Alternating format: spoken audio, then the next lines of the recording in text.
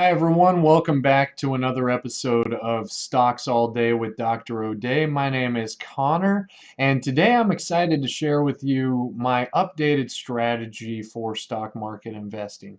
Now, if you've been following this channel at all, what you'll see is a pretty consistent strategy across time, where my biggest indicator that I use is the MACD.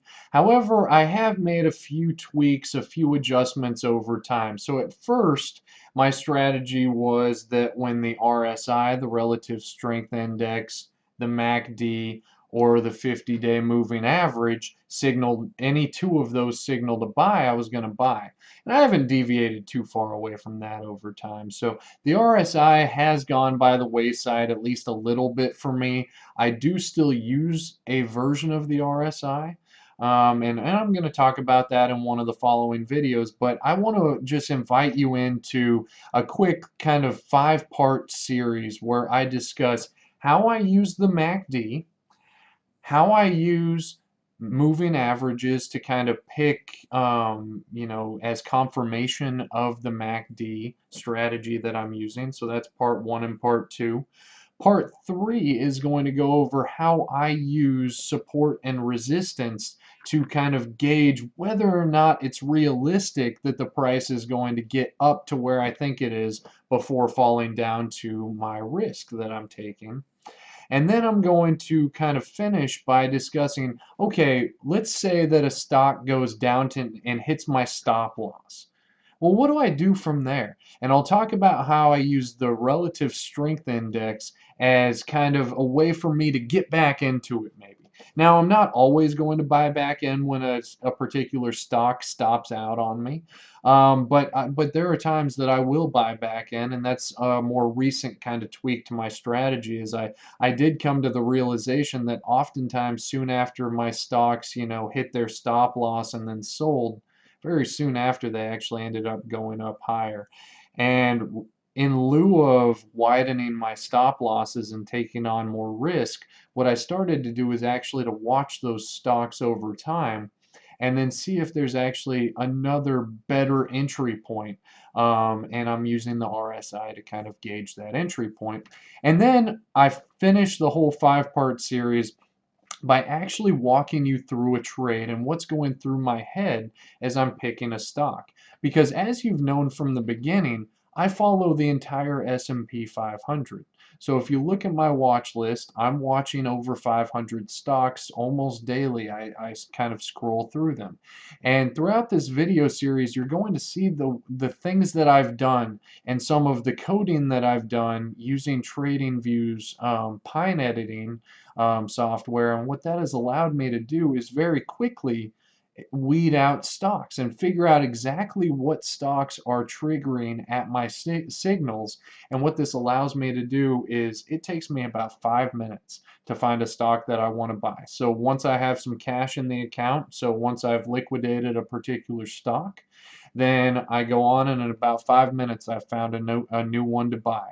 And I look for a MACD signal, I look for a moving average confirmation of that signal, I look for it to be close to a level of support and plenty of room before there's more resistance that's hitting.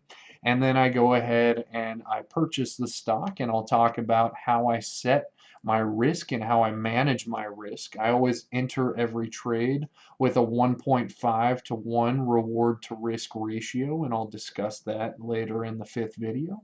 And I also keep my risk to a potential loss of 1% of my portfolio.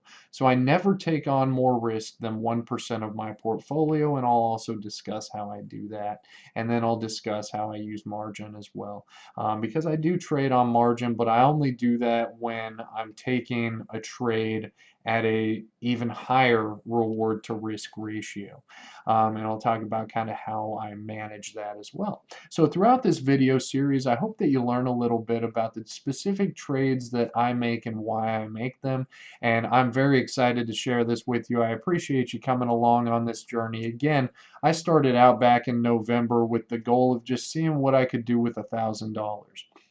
And since then, I've turned that $1,000 into approximately $1,850. So that was about 5 months ago that I've been trading. Actually, 5 months tomorrow, I've been trading with that money. And again, I've made 85% return on that.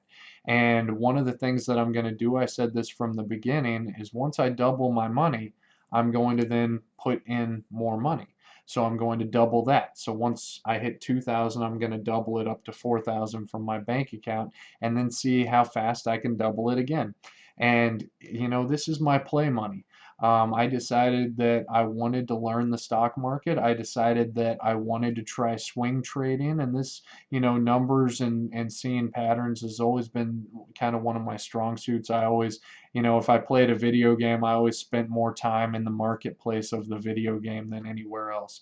And I've approached investing with that as well. And I've, over the past 5 months, I've learned more swing trading than I ever did with my more long-term strategies. And don't take this the wrong way. I still have an account that I'm doing, a longer term, where I'm trying to earn about it, and I've gained about 13.7% over the last 5 years on that account as well.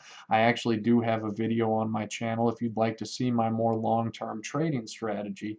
But this account, I am just seeing what I can do with $1,000 and seeing what I can turn it into, and I'm taking some risks.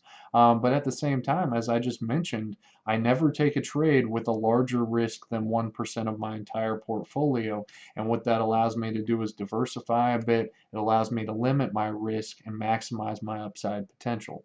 So I'm really looking forward to this 5-part video series. I hope that you enjoy it. It will be released approximately one video per week over the next 5 weeks. So with that, have a great rest of your day. As you go through this, please let me know if you have any questions, and I'd love it if you hit that like and subscribe and support the YouTube channel.